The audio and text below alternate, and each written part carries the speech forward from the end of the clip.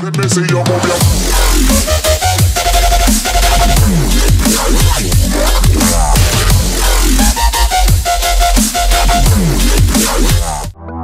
сегодня у нас сразятся Масяка против Томаса. Поехали!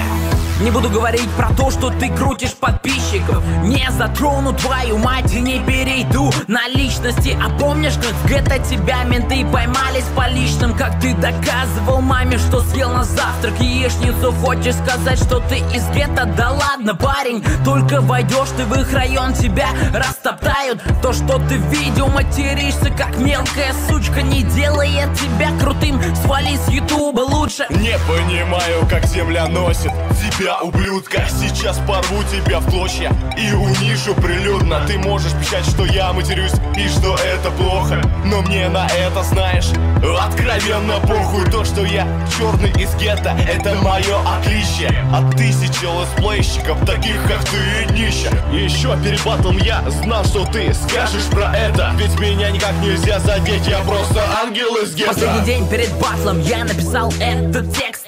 Ты готовился неделю, но все равно я the best.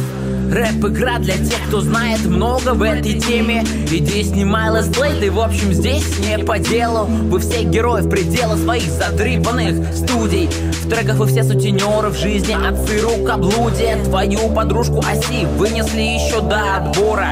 Сейчас пойдешь ты за ним, но я даю тебе слово. В гетто-районах Нью-Йорка и Сан-Франциско я найду свою семью и друзей своих близких. А тебя скоро отпиздят школьники за углом за то, что ты разгриферил их любимый дом. Что ты там сказал про Аси? Через неделю щадиза. Тебе это с рук не сойдет, ты настолько мерзок и низок, что даже я тебя забэтлит, рэпер второсортный. Я сказал все, что хотел, конец раунда, слово.